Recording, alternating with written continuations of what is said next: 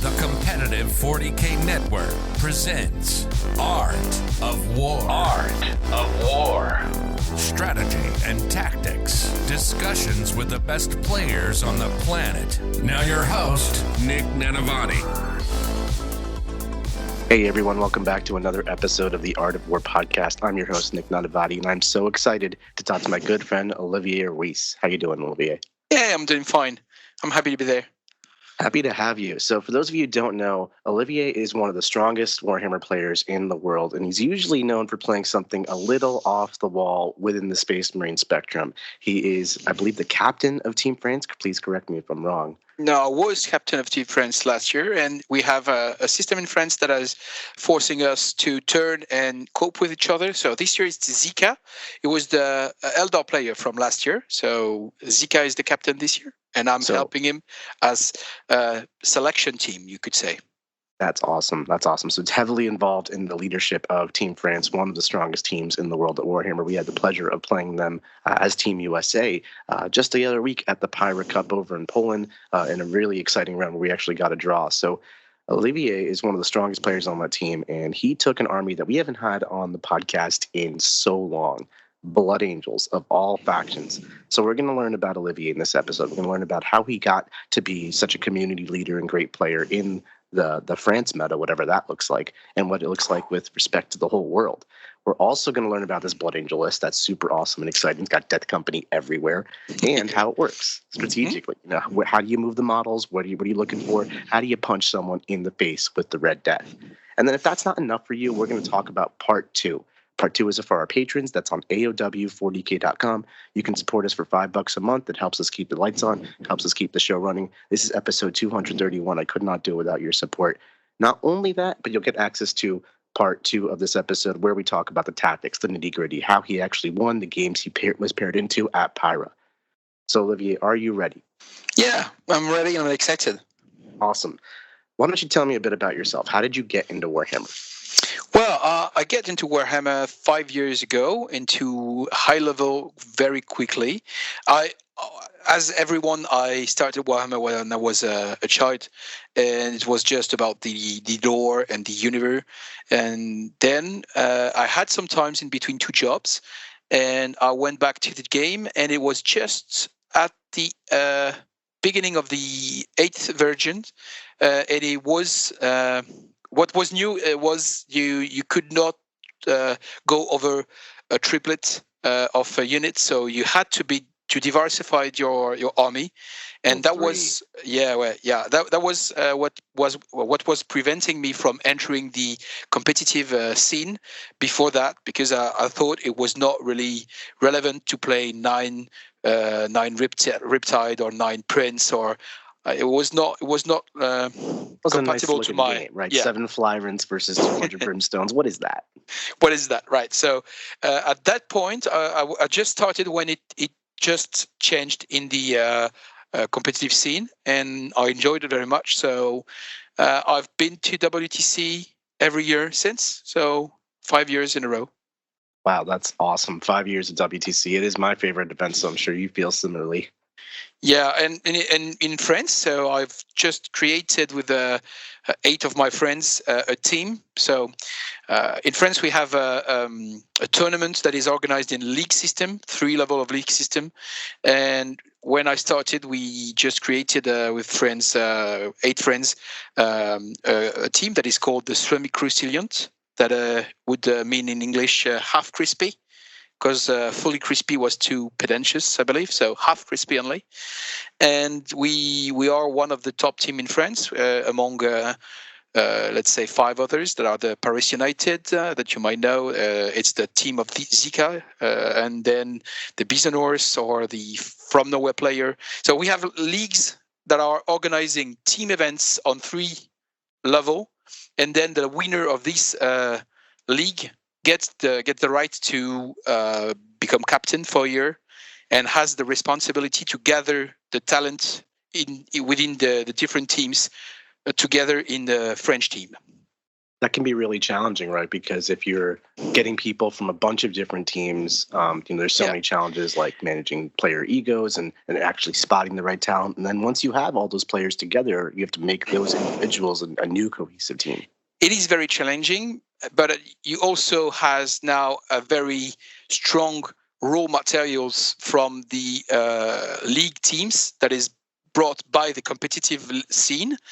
But then the challenge is to bring them in an only team and make them cope with each other or know each other.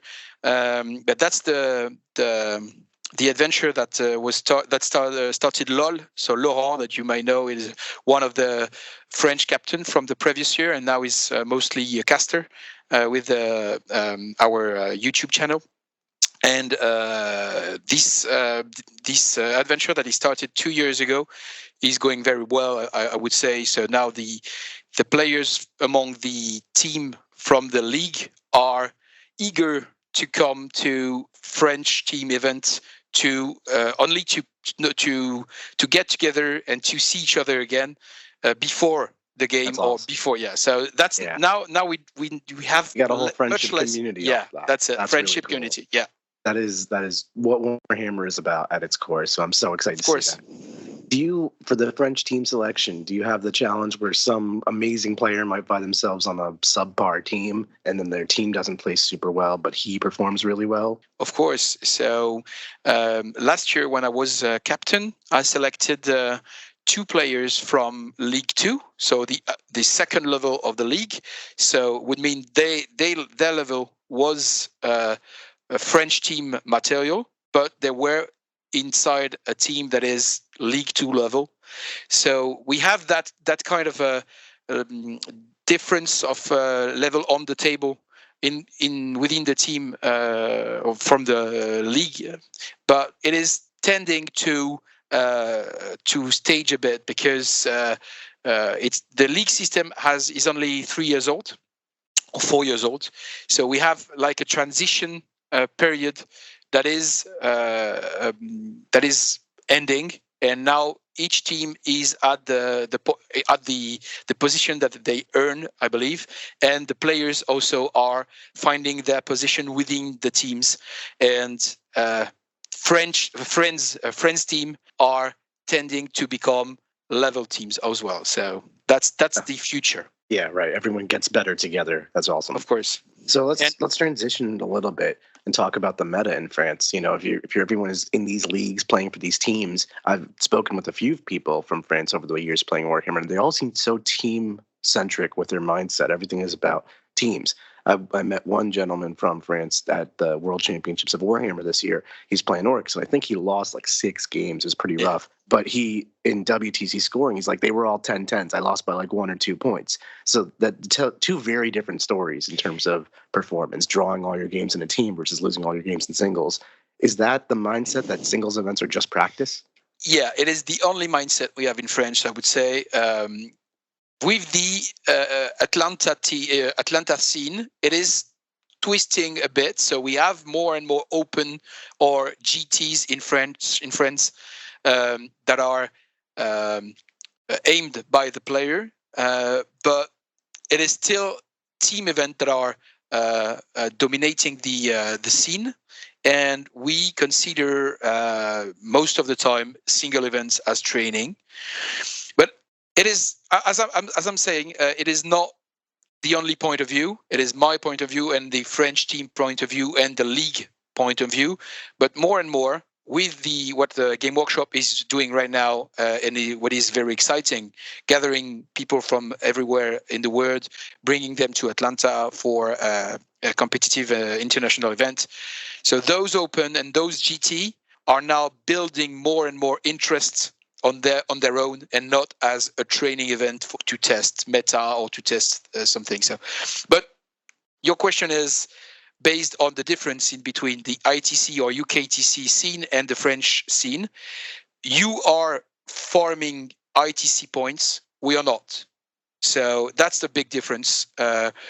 So we have, I would say, quite less meta chasing behavior within our single event than you may have.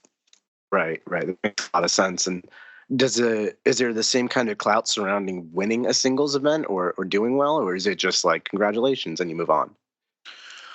Well, it is congrats and you move on, because we all know what winning singles mean. You need to be talented, but in the same time, you need also to be carried by the pairing. So I do not know any serious competitive player that would say, I win an event and I only owe that to my talent. Right. Doesn't There exist. is just an element of luck, and that's kind of why I love teams, and part of why I love teams. But this is very different, because in teams you will fight for each point, and each point will count. So it doesn't matter if you win or lose, it's how much you lose and how much you win. Right. It also allows for like the mismatches to happen. Yeah. Right now, Necrons are all the rage. So if your army can't beat Necrons, you just go home in singles. But you have a very real purpose in teams still. And still, I wouldn't say single are priceless or useless on a team level experience, because we get some information from the single scene that is very interesting to decide or determine how we're going to beat those kind of meta builders. Right. That Often are the best singles list is probably making your team anyway. Sure. Probably making your team, and as well, when you have those Necrons that are dominating the scene, the go-to is how to kill efficiently a Necron. So you will learn a lot from studying the list from the single event on how you will double-click or triple-click in an 8-man team event the opponent Necron, for example. Yeah, absolutely. And if your whole mindset is about how to beat something and your team working together to solve it, you will find answers. Absolutely. So this kind of brings us to where you found some answers in the Blood Angel Codex and what that is, because that's a index that people have not really looked at that seriously all edition. Everyone's talking about Gladius and this and that, and you're running your own thing over here. So before we get into that, what would you define like your role and your play style is in the teams, and then follow up, how do Blood Angels fit that role? Well, I have two ways to describe that. First, I always consider that an OP list is still less interesting than a very strong list if the strong list is not really well known, and the OP list is of course well known. OP like overpowered. Overpowered list. So not capitalizing on any gotcha's strategy, but when you have an overpower list, the opponent knows what it does and knows the matrix, so the different matchup that it has, and there is no way you trap the opponent on the pairing sequence. But with the lists, no one plays, no one knows, so you only have conjectures. And the players will not have the luxury to get the training against your list. And even if they have the luxury to get the training against your list, there's no certitude that the sparring partner you would have had the level or had the understanding you have on your own list, on your own design.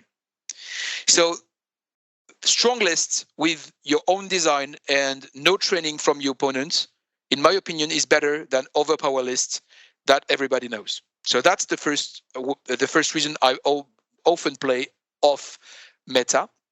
And the second reason I chose the Blood Angel, the one of you that are long Art of War listener had me 2 years ago when I was playing Salamanders, and I got some results on the War Master. Only Salamanders player at Worlds.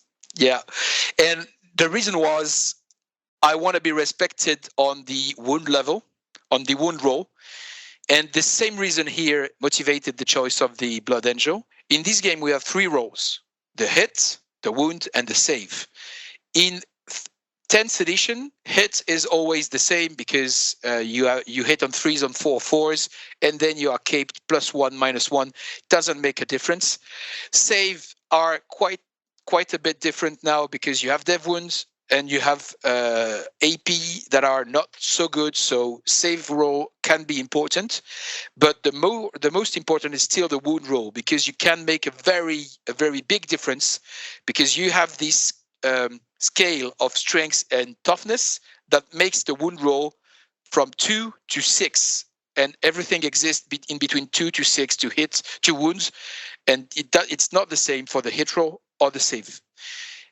So when you get a bonus that helps a lot on the wound roll, it makes a big difference. So Blood Angel were buffed to get +2 to strength when they charge. So that brings the hammer and the power fist to strength 10 and the swords to strength 6. And you get +1 to wounds easily and lethal. That is +2 to wounds, or some kind of +2 to wound, especially if you reroll hits.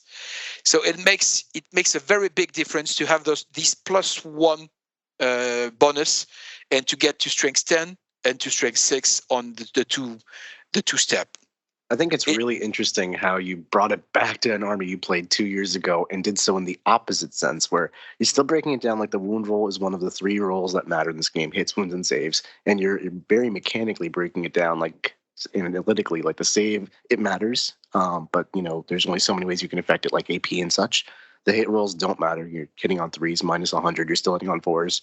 The wound roll, that the scale 2 to 6, and that's based on strength and toughness. So by choosing an arm like Blood Angels, you're very subtly going from strength 9 to strength 10 on the power fist, strength 5 to strength 6 on all your chain swords, and that makes such a break point against toughness 9 rhinos, toughness 10 tanks. You're wounding them on 5s and 4s instead of 6s. Toughness 11 Ctan. So you suddenly your swords wounds on 5s reroll because the Ctan is on the objective, or 4 reroll lethal it because you get +1 to wounds for free. So suddenly your 155 point unit will do 11 wounds to a Ctan.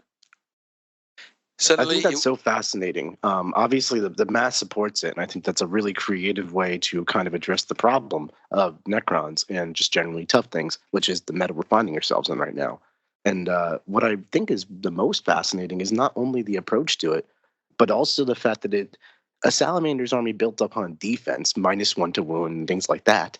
No reroll, etc. Yeah. Right. If I recall, they were just walking slowly up the table. And this Blood Angel list you have is an aggressive, I'm going to punch you in the face melee army. And those two, if I look at it, while they are still Space Marines, they are very different Space Marines in approach and play style. So how do you manage that? Well, it is also, playing an army that is very slow is very tough and very, so you don't have options, and if you make mistakes, you have no options. Yeah, so if you make a mistake, you will pay it for the entire game. So switching from Salamanders to Blood Angel is quite easy, because Blood Angel have much more speed, so it is easier to compensate mistakes.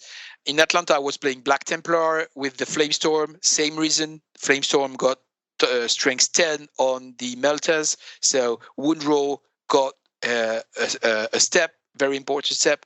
So the way I play it is I consider I need some chaff unit to put the pressure on the board on my opponent. The scouts are perfect for that, because you have both infiltration and scout move, so you can just deploy 9 inches from your opponent, and if you get the initiative, you will move 6 or less if your opponent is on the edge of the deployment zone, and then you will just move, block, or charge, because now you have scouts that are strength 6, 3 attacks, so it would kill Sentinel, no worries, with a grenade, or it would kill Sentinel from the Imperial Guards, or it would do it would kill any small unit, the chaff things, and moreover, it will also move, block, and put the pressure on the opponent, so that you can take the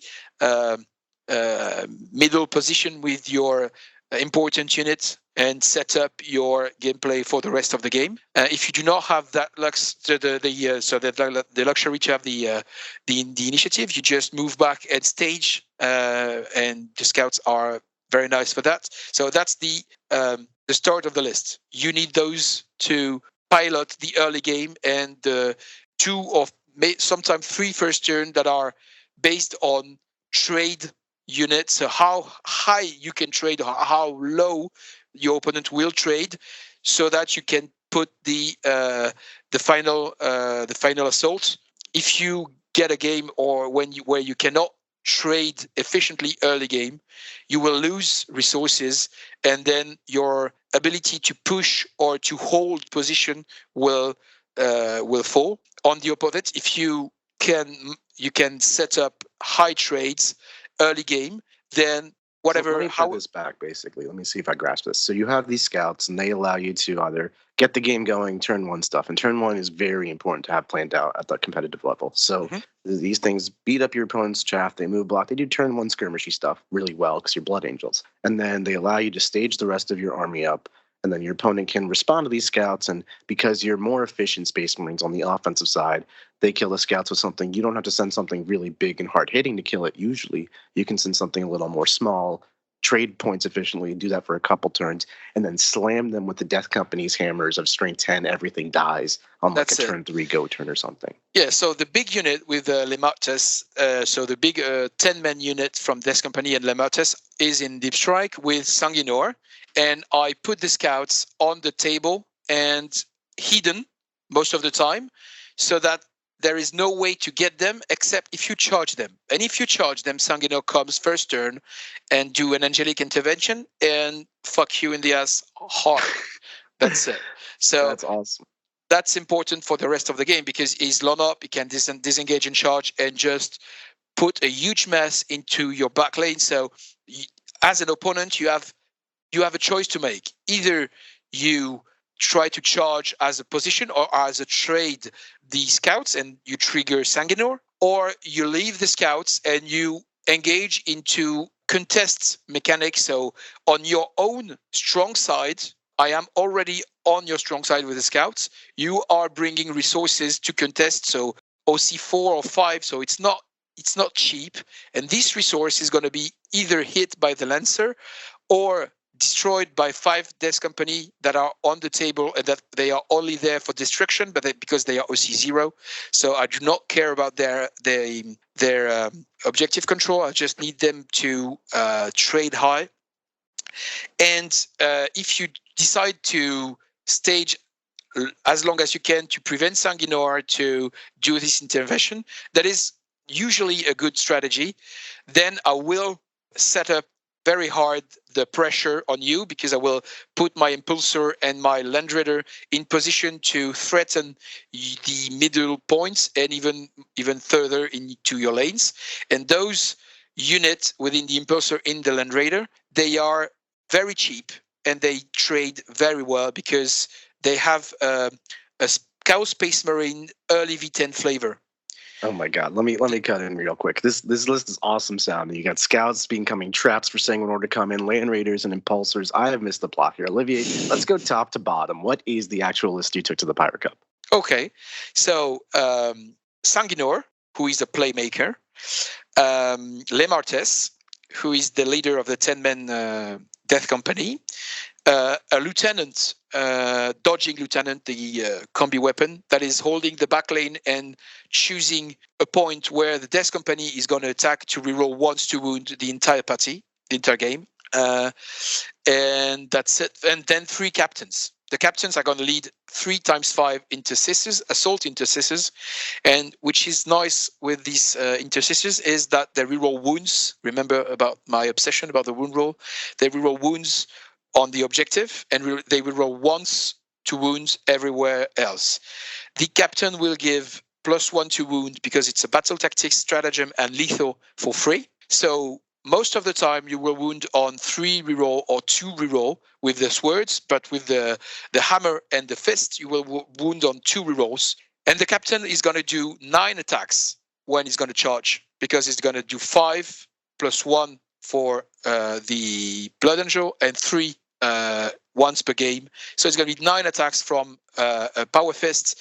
That is going to be Dev Wound once per battle. So this small unit of 155 points is going to do 13 attacks of hammer-like Dev wounds giving me 6. flashbacks to Chaos Chosen. What is this? Exactly. It is that Chaos Chosen all over again. It's 150 points. It's reroll wounds. It will get the Oath of Moment because Death Company are rerolling hits for free. So this is the only unit that can benefit from the Oath of Moment. So it's going to be full reroll hits and wounds, lethal, and +1 to wounds, Dev wounds. So basically, it is 22 wounds to let's say Chaos Knights, toughness 10 unit vehicle, 22 wounds. It is 30 dead on neophytes because you also have the ability to kill the swarm because you do 20 attacks of swords and 15 attacks of gauntlet. It's 11 wounds to Octan if you consider the grenade, and you will grenade. So it is very efficient to trade high early game, and the problem is it is a bit slow, but as you are aiming for the middle objective, it is 12 inches away from you, so being slow is not really a problem. And if it is, you have a Land Raider that move 12, disembark 3, and then charge. So that's the core destruction ability of the list. It's a lot of destruction ability. I don't want to play against this. It sounds like if you go first, you're living the dream out here because scouts are just putting the other person in such a pickle, getting board control, your army is staged up. That seems like such a hard position to get out of. Going second, you said you can play a little bit more defensively, but your opponent gets to stage up on you and stuff like that. Yeah. Is it a totally different game flow, kind of like Orcs going first, or is it, you just play the same style? Well, not really. I would play the same style, except if your opponents did not realize how hard you could push early and did not respect that rush ability and put too many things in deep strike. That what happened with your fellow American player that was a brilliant player and very nice player, but put too much inceptors in deep strike, and I decided to rush. He basically just said, you've reserved half your army or whatever. I'm just going to charge you turn 1. That's it. I get the initiative. You put 15 inceptors in deep strike. I will use those 2 first turn to crush you as hard as I can. So is that kind of the mindset in general with this army, is that it's okay to take massive casualties because it's just a war and you're going to win it? Not really, because Space Marine are still an elite army. So if you get too many casualties in the process, it's going to be hard for you. So you have to be cost efficient on any resource engagement. You cannot cope with losing a unit for free because your positioning or your macro plan needed casualties on the way. That's not good. So you have to be very careful to kill when you engage. That's why the Death Company by 5 has the Infernal Pistol and then the Power Fists. It is meant to move 12, destroy or cripple a unit on the shooting phase because you get the full reroll hits as well on the shooting phase, and then charge another unit, a grenade also. So then when you engage early game, this 130 point unit, you get highly point efficient because you get the grenade, the shooting phase, and then the charge phase. So you would kill two units with 1 unit, 2 birds with 1 stone. Yeah, so it's all about getting those efficient trades just because you're an elite army by nature. That makes a lot of sense. Are you, with this faction, you're trying to optimize the efficiency, it seems like, just upping your strength and upping your wound rolls and stuff like that. That seems like a general Space Marine approach to the game. Like, it's all, you have an elite army that's just about being better statted than your opponent.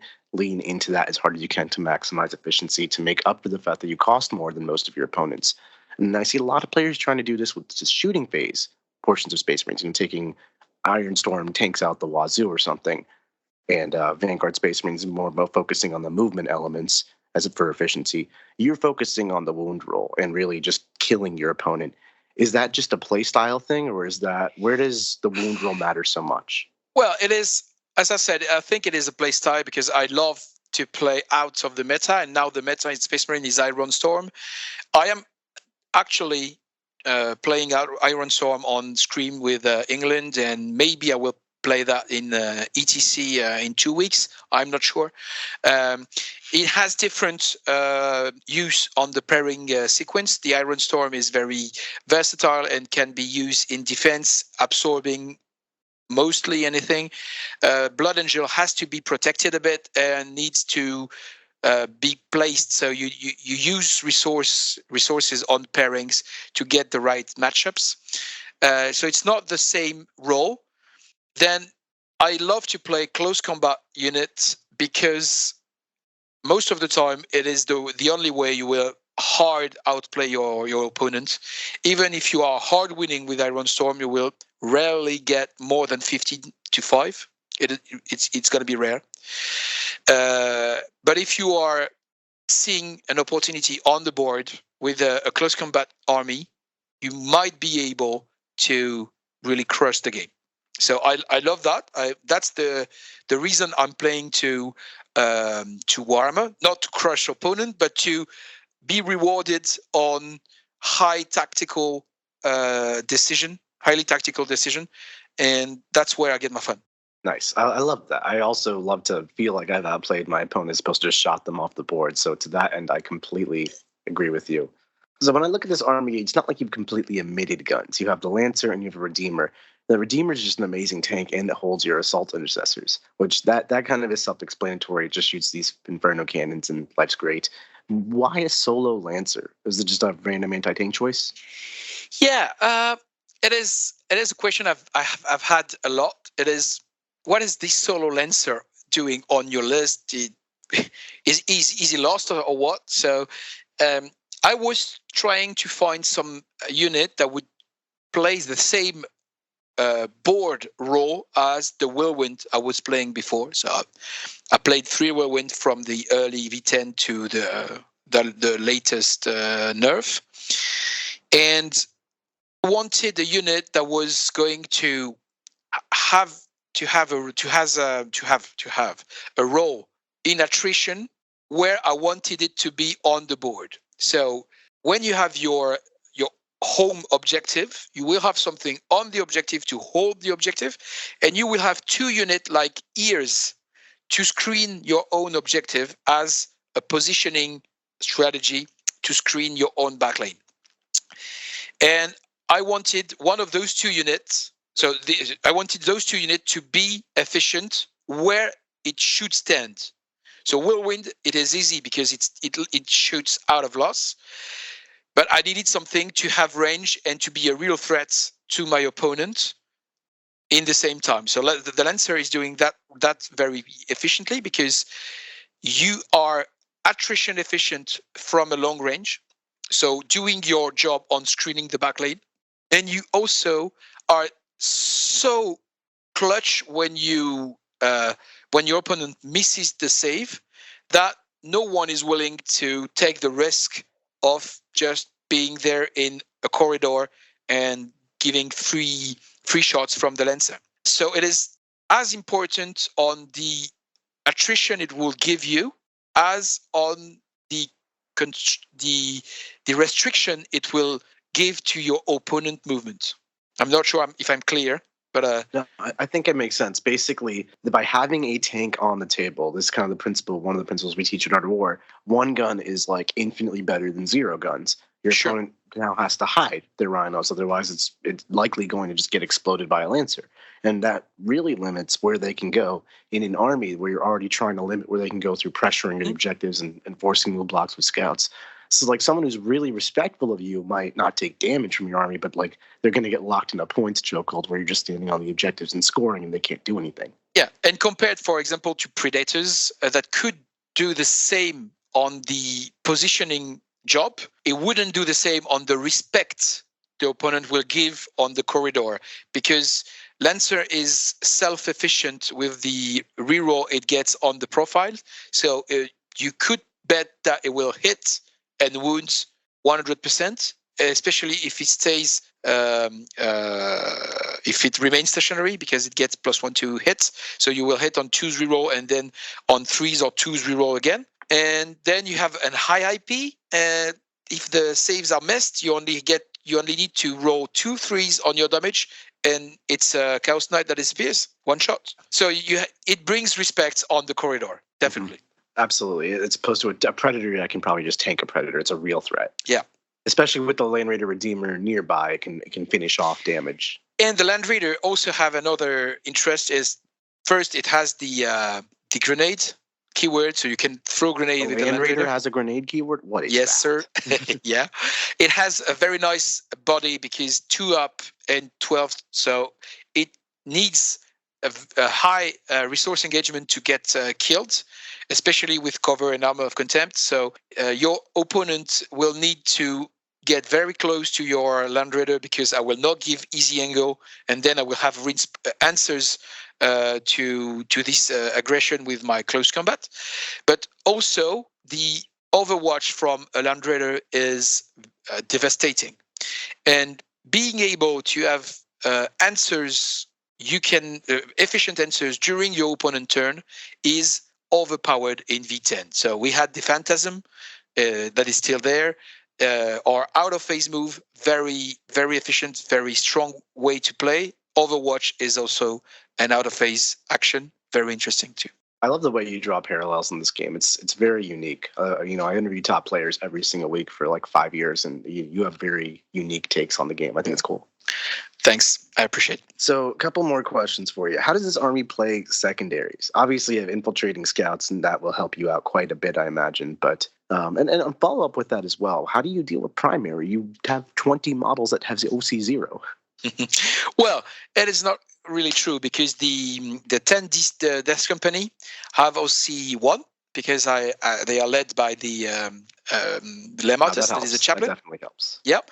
And actually, the 2x5 Death Company that are OC 0, most of the time get out of the attention of my opponent. They are on an objective, so the opponent consider it's not a threat and it's not bringing any points, but they forgot that I will rapid ingress with my Death Company because I want to rapid ingress because the play is rapid ingress 12, move 12, shoot you with 10 Inferno Pistol, and then charge something else, and it's devastating. But considering I'm going to rapid ingress, I'm going to be within 12 with a chaplain with another unit of 5 Death Company that will suddenly get the 1 OC they didn't have before. And it is quite common I get primary points turn 2 or 3 with this mechanism. For the rest, secondaries, I will go for attrition and deploy Homer if my opponent list gives assassinate or bring it down. So you need fixed if you go deploy, if they have a thing. Absolutely, yeah. Because I do not really need command points because I have 3 CPs. The only time I need command points is when I'm playing very hard close combat army that has fight first, because I will need to farm CPs to get the fight on death, 100% fight on death, 2 CPs. So if I play Custodes or if I play Death Guard, I will go, even if they give bring it down, I will go tactical to get the CPs and be able to fight on death as many times as I want.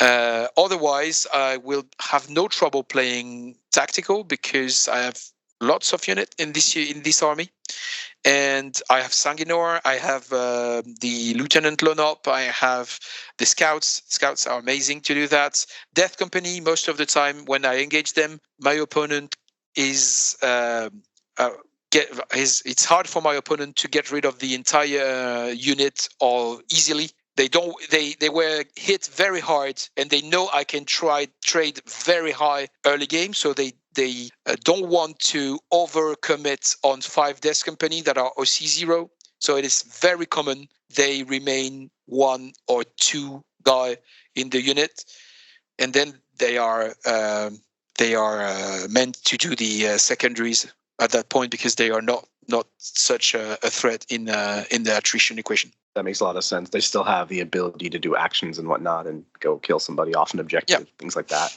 Yeah, the 2 wounds, saves 3, 6 up, feel no pain, is quite a pain in the ass to destroy. Yeah, if you're good at hitting 6 up Female Pains, they might as well be 2 up Female Pains. Yeah. Unfortunately, I'm not that good to do 6 up Female Pain, but still, sometimes it happens. Sometimes it's not. Every 6 is a gift, you know? Yeah. Cool. So that pretty much brings us really nicely into part 2 of our conversation, where we're actually going to talk about the games you played, how you played them, and how you smashed your opponents so nicely at Pyra Cup. But I got one more question before we get there, Olivier. If you had any advice to an aspiring Warhammer player, what would it be? Well, first would be preserve fun. You will never be as good as you will be when you have fun.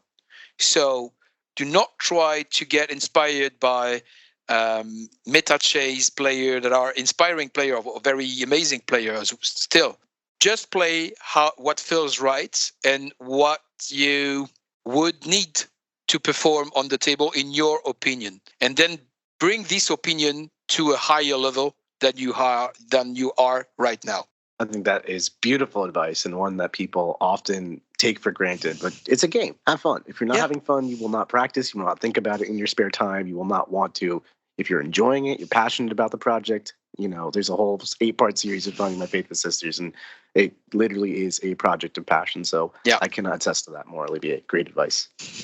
Private listeners, thank you so much for coming on. Appreciate you for staying with us for all 231 of these episodes. If you'd love to show some support and catch Olivier in his breakdown in part 2, please subscribe below. It is on our website, patreon.com/AOW40K. $5 a month, you get access to this part 2. We're going to break down all the tactics and our Discord server with all the wonderful coaches we have here at Art of War. So don't miss out. It's an amazing value, and we'll catch you next week. Thanks so much for listening, everybody.